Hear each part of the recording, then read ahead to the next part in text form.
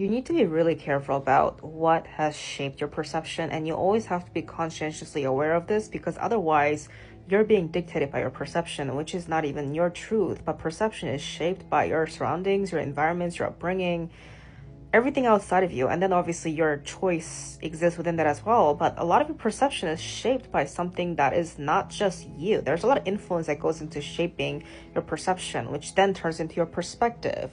So when it comes to you questioning your perspectives, by the way, you have to be aware of the perceptions you're working off of. That being said, when you're not questioning your perceptions enough, you're going to fall trapped into these beliefs that are actually creating, or rather enabling, your self-limiting beliefs.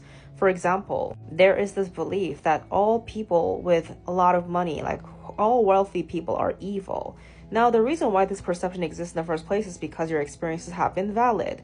Likely that you have encountered a lot of people who do a lot of bad things and take advantage of other people, and who are sly and quite shady, and they abuse their position of power and influence using their status and wealth and money. And because of this experience, whether it was an indirect experience or a direct experience, now that your perspectives have been shaped, or rather your perception of money has been skewed, or rather people with money, your perception of people with money has been skewed, where now it formed into a belief system where you now believe that people with money equals evil or bad people, or they're all untrustworthy or whatever. The reason why this is dangerous, or rather like not serving you, is because that it blocks you from becoming one of those people that have money, right? Because if you hold this core belief that all people equal money, but then also you might think that I don't want to be a bad person, but then you're also putting these groups of people with money into this opposite direction of yours, then you're actually pushing them away. That actually means that you're separating yourself from the possibility of having that wealth, right? But then you then become more resentful because innately you know that you need money, you want money to be happier or to be more comfortable or whatever.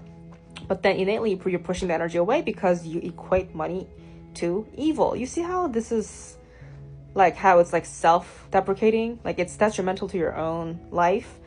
This is why that while validating your experiences, while fully acknowledging your truthful experiences, taking into account the possibilities of something, but that something can be a neutral thing, but then also consider the other possibilities, that if something that we're talking about, if the object that we're talking about is neutral, then understand that if you have that object yourself, it is up to you to turn that into a positive or negative experience. So the money thing was just an example, but always have the attitude to question your perception, because if you don't question your perception, that you're actually being dictated by it. You might think that you're controlling your life based on your perception, but your perception is not even under your control until you get it under your control. So I hope this helps someone.